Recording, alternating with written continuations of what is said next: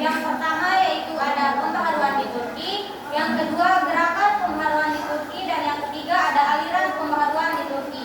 Yang pertama yaitu pembaharuan di Turki. Seperti yang kita ketahui, bangsa Turki merupakan bangsa yang pemberani dan disiplinnya yang sangat tinggi.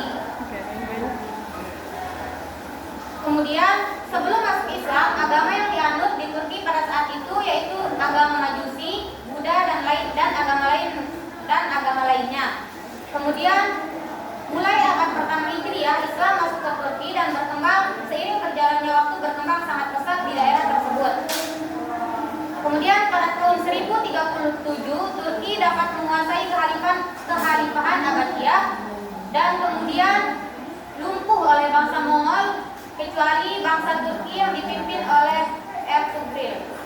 Kemudian yang menjelma menjadi Turki Utsmani, yang dimana puncak kejayaannya itu sekitar abad 1520 sampai 1566 di bawah pemerintahan Sulaiman I, dan akhirnya lumpuh juga pada abad ke-9. Selanjutnya gerakan pembaharuan di Turki. Gerakan pembaharuan di Turki ini banyaknya ada 5. Yang pertama yaitu Sultan Mehmed II, yang kedua Tanzimat, yang ketiga Utsmani Muda, yang keempat Turki Muda, dan yang kelima Mustafa Kemal Atatürk. Yang pertama yaitu Sultan Mahmud II. Sultan Mahmud II menerima pendidikan tradisional dalam agama, pemerintahan, dan sastra. Ia menjadi sultan pada tahun 1807 dan mulai berbagai reformasi. Kemudian Mahmud II melanggar tradisi aristokrasi dengan bersikap lebih demokratis dan mengubah pakaian resmi menjadi lebih sederhana untuk mengurangi perbedaan sosial. Dalam organisasi pemerintahan, ia juga menggabungkan kekuasaan duniawi dan rohani. Sedangkan perubahan penting yang diadakan oleh Sultan Mahmud II dan yang kemudian mempunyai pengaruh besar pada perkembangan pembaharuan di kerajaan Utsmani ialah perubahan dalam bidang pendidikan, yang dimana Mahmud II ini memperkenalkan pengetahuan umum ke dalam madrasah dan mendirikan sekolah-sekolah baru seperti sekolah pengetahuan umum atau nama lainnya yaitu Mektebi Ma'rif, sedangkan adapun sekolah sastra yaitu nama lainnya Mektebi Ulumu Edebiyeh atau sekolah sastra, dan sekolah militer, teknik, kedokteran, dan pembedahan. Reformasi ini menjadi dasar bagi pembaharuan selanjutnya di kerajaan Utsmani dan Turki. Dan ia juga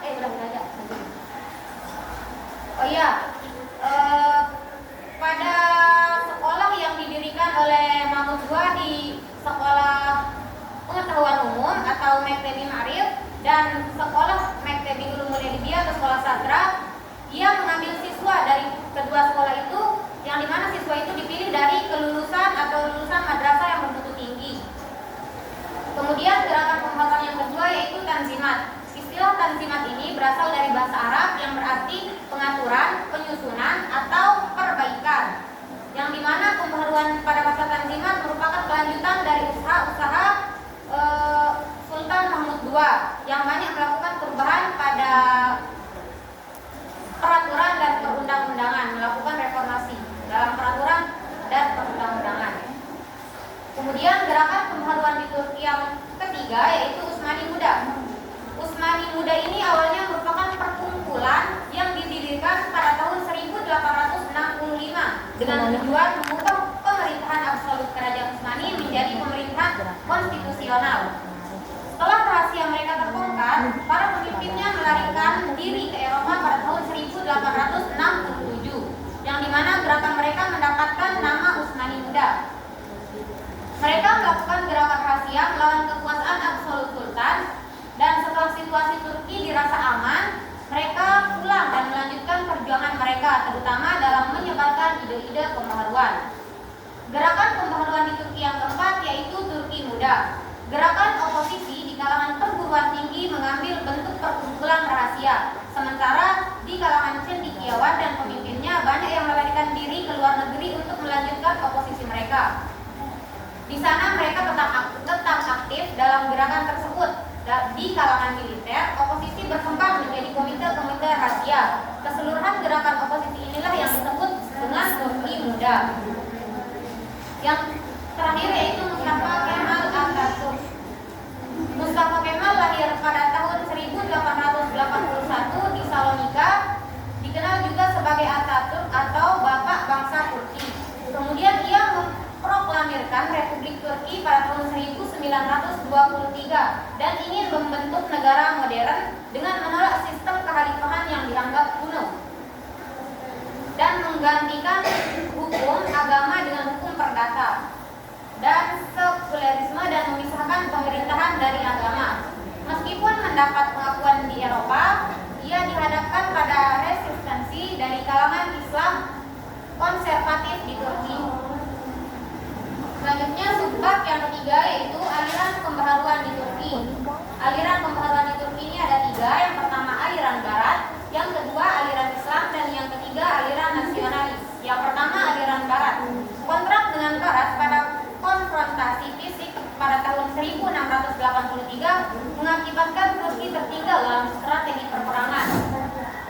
Sultan Mahmud II mengirim duta-duta ke Eropa untuk belajar dan membawa ide-ide pembaharuannya. Kemudian tokoh aliran Barat termasuk Taufik Fikret dan Abdullah Jaudat yang menyerang tradisi lama dan menekankan perlunya pendidikan modern dan pemikiran liberal Barat untuk kemajuan Turki. Mereka juga mendesak pemisahan negara dari agama dan meningkatkan status wanita. Kemudian yang kedua yaitu aliran Islam. Aliran ini percaya bahwa kemunduran Turki disebabkan karena syariat Islam tidak ditegakkan secara menyeluruh. Kemudian mereka menganggap negara Islam adalah negara yang menerapkan syariat Islam secara total. Mereka menentang gagasan kebebasan wanita dan menolak sistem ekonomi Barat. Sedangkan dalam pendidikan, mereka ingin memasukkan ilmu pengetahuan Barat ke dalam madrasah, tetapi tetap menguatkan nilai-nilai Islam.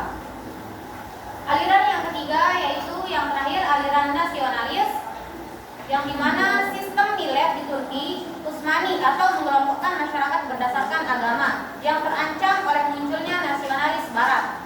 Zia Gokal menyatakan nasionalisme didasarkan pada kesamaan budaya, bukan berdasarkan ras. Kemudian aliran ini menganggap kemunduran Turki disebabkan oleh keengganan menerima perubahan dalam agama. Mereka ingin menghidupkan kembali kebudayaan Turki berbasis Islam. Mereka mendukung pemisahan antara urusan agama dan negara serta partisipasi wanita dalam kehidupan sosial, ekonomi, dan politik. Meskipun sekuler, beberapa ide mereka masih terikat pada agama. Mungkin sekian yang dapat saya sampaikan. Kurang dan lebihnya saya mohon maaf. Wassalamualaikum warahmatullahi wabarakatuh.